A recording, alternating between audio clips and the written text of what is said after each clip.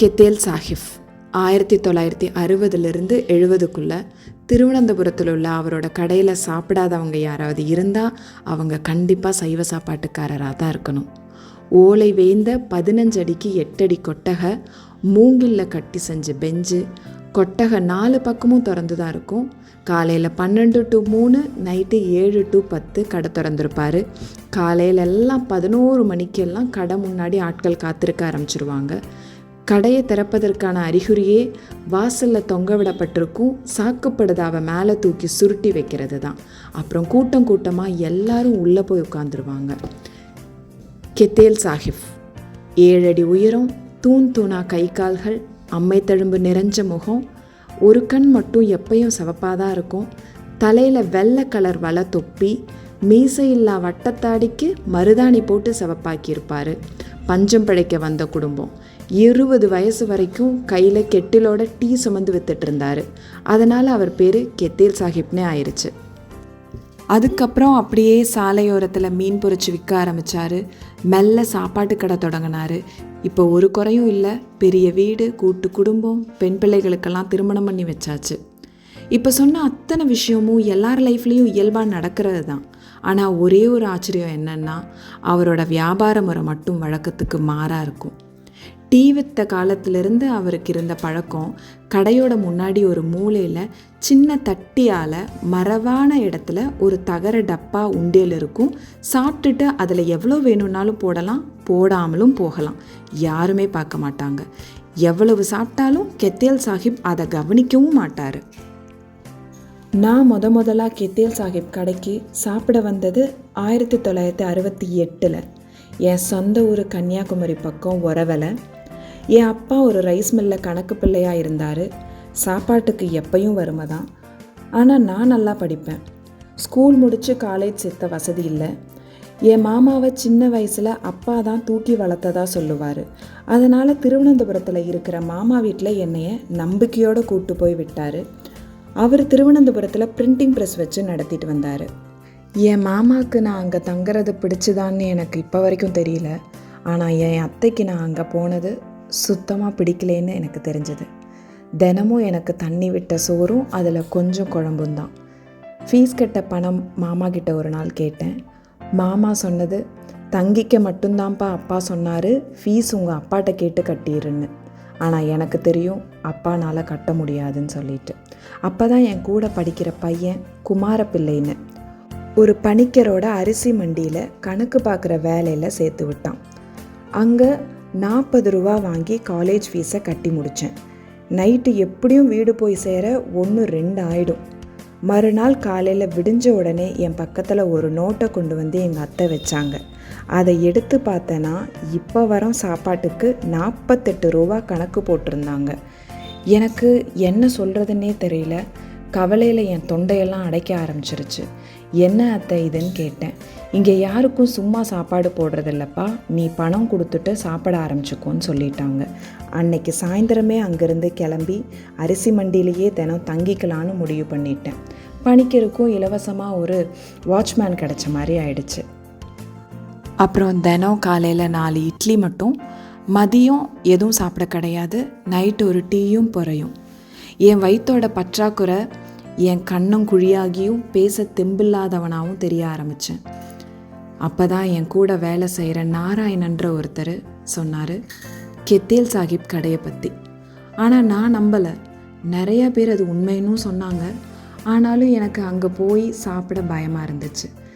காசே தராமல் எப்படி சாப்பிட்றதுன்னு.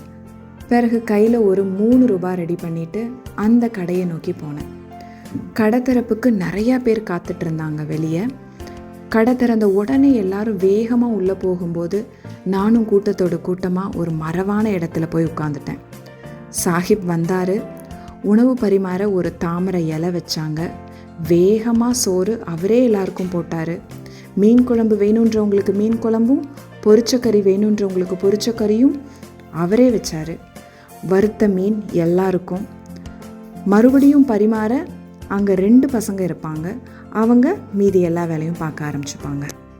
ஆனால் அந்த சாப்பாடு கண்டிப்பாக 3 ரூபாய்க்கான மதிப்பை விட அதிகம்னு மட்டும் தெரிஞ்சது. நான் இதை யோசிச்சுட்டு இருக்கிறப்பயே சட்டுன்னு சாஹிப் என்ன இன்னும் சாப்பிடாம இருக்கேன்னு ஒரு அதட்டலை போட்டார். சோத்தை அள்ளி அள்ளி சாப்பிட ஆரம்பித்தேன். அந்த ருசியை இன்னும் மறக்கலைனா. எப்பையும் பத்தியும் பத்தாமல் சாப்பிட்றதால என்னால் நிறைய சாப்பிட முடியல.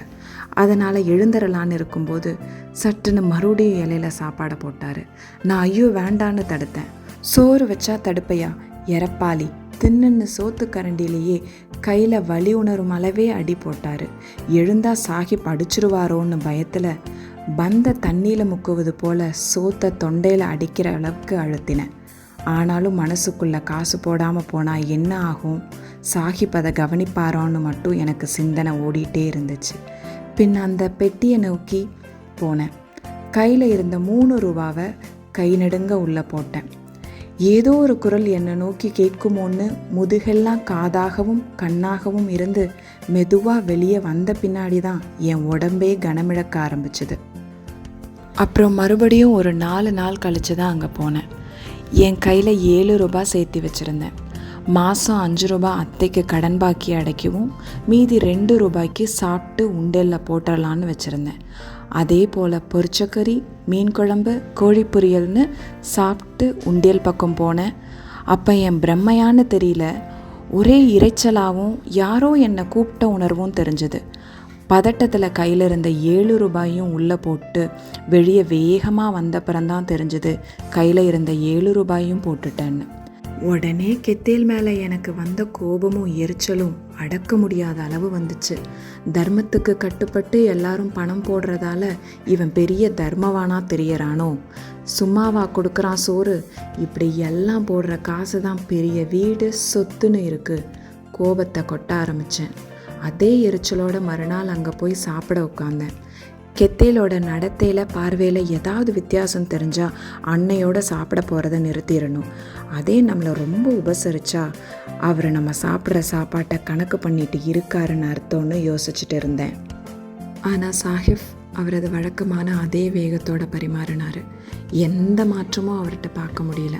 அப்போ தான் புரிஞ்சது அது என் அம்மாவோட கைன்னு. அதில் நான் பாசம் பரிவை தாண்டி ஏதோ ஒரு விஷயத்தை பார்த்தேன். அப்போ இருந்த ஒரு 5 வருஷம் காசே கொடுக்காம தான் சாப்பிட்டேன். என் படிப்பை முடித்தேன். அதே காலேஜில் எனக்கு ப்ரொஃபஸராக வேலை கிடச்சிது. மாதம் 700 ரூபாய் சம்பளம். என் குடும்பம் மேலே வர ஆரம்பிச்சது. தம்பிகளையும் படிக்க வச்சேன். அப்புறம் என் காலேஜில் ஒரு கேன்டீன் நடத்திட்டு வந்த சாமிநாத ஐயர்னு ஒருத்தர் ஒரு 20,000 ரூபாய்க்கு சீட்டு நடத்தினார். மாதம் 500 ரூபா கட்டணும். 4,000 ரூபாய் தள்ளி ஏலத்தில் 16,000 ரூபாய் ஒரு நியூஸ் பேப்பரில் சுருட்டி கையில் கொடுத்தாரு. அவ்வளவு பணத்தை நான் ஒரு நாளும் பார்த்ததும் இல்லை. இவ்வளோ சம்பாதிப்பேன்னு எப்பையும் நினச்சதும் இல்லை. அதை வச்சு திருவனந்தபுரத்தில் ஒரு சின்ன வீடே வாங்கிடலாம். கொஞ்ச நேரத்தில் அந்த பணம் என் கைக்கும் மனசுக்கும் பழகி போன ஒன்றா உணர்ந்தேன். பின்பு எதுவும் யோசிக்கல, நேராக கெத்தேல் சாஹிப் கடைக்கு போனேன். கடை திறந்த உடனே உண்டியலில் பணத்தை போட ஆரம்பித்தேன். உண்டியல் நிறைஞ்சது. இன்னொரு உண்டியல் கேட்டேன். மொத்த பணத்தையும் போட்டு சாப்பிட உட்காந்தேன். சாஹிப் இலை போட்டு சோறு, பொரிச்சக்கறி, மீன் குழம்பு, வறுத்தக்கறி எல்லாம் வச்சாரு. அவர்கிட்ட எந்த மாற்றமும் இருக்குன்னு நானும் அங்கே நினைக்கவே இல்லை. ஏன்னா எனக்கு தெரியும் அவர்கிட்ட எந்த மாற்றமும் நான் பார்க்க முடியாதுன்னு. எனக்கு பக்கத்தில் ஒரு 2 பசங்க உட்கார்ந்துருந்தாங்க. வெளிரி போன தோற்றம், சத்தே இல்லாமல் வெளுத்த கண்ணோடு இருந்தாங்க. கெத்தேல் வச்ச கறியை வாரி வாரி சாப்பிட்டு இருந்தாங்க. சாஹிப் இன்னொரு துண்டு கறியை வைக்க போனார். ஐயோ வேண்டான்னு சொன்னான். சாஹிப் உடனே எரப்பாளி ஒழுங்கா தின்னு அப்படின்னு மண்டையில் ஒரு அடி போட்டார். நான் அன்னைக்கு இந்தளவு வளர்றதுக்கு கிடைச்ச அதே அடி. இறுதியாக அவர்கிட்ட என் எதிர்பார்ப்பு ஒன்றே தான்.